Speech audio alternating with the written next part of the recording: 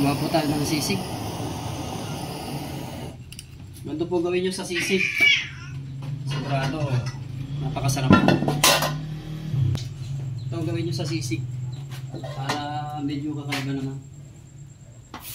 Hindi ka para sa nakasanayan natin na merong mayo. Ito po hindi nakakasawa. Okay. Kunting sibuyas. Bawang.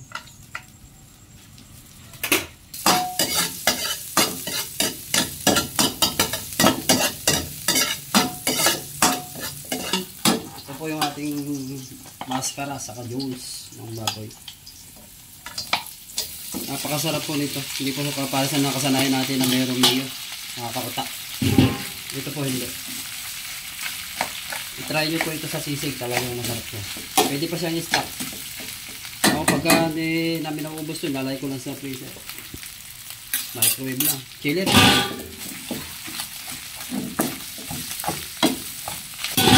Calamansi juice. Yun yung calamansi juice.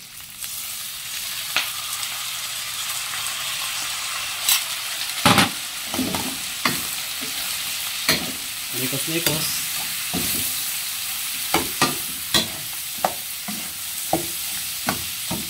Liquid seasoning oil, ano lang po ito.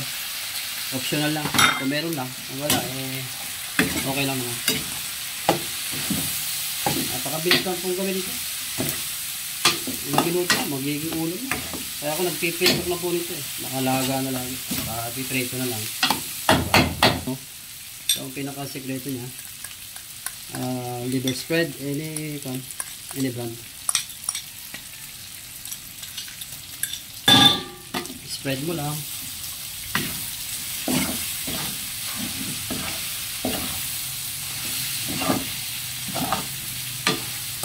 Pagkakalaga po nito may lasa na. Kaya po ito.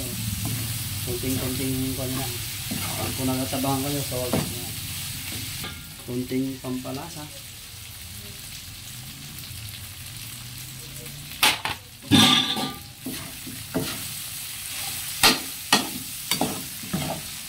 Lagay na po natin itong ating sili saka sibuyas. Chop po natin ng konti. Hindi malala. Mekos-mekos lang. Tapos yung siling labuyo, optional lang. Ako naglalagay ako buo na lang kasi iba mga bata iba ayaw po na maanghang. Mekos-mekos lang ako, hindi ganyan.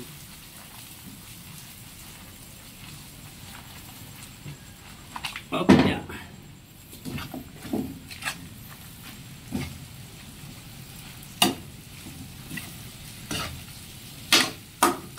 Sarap po nito.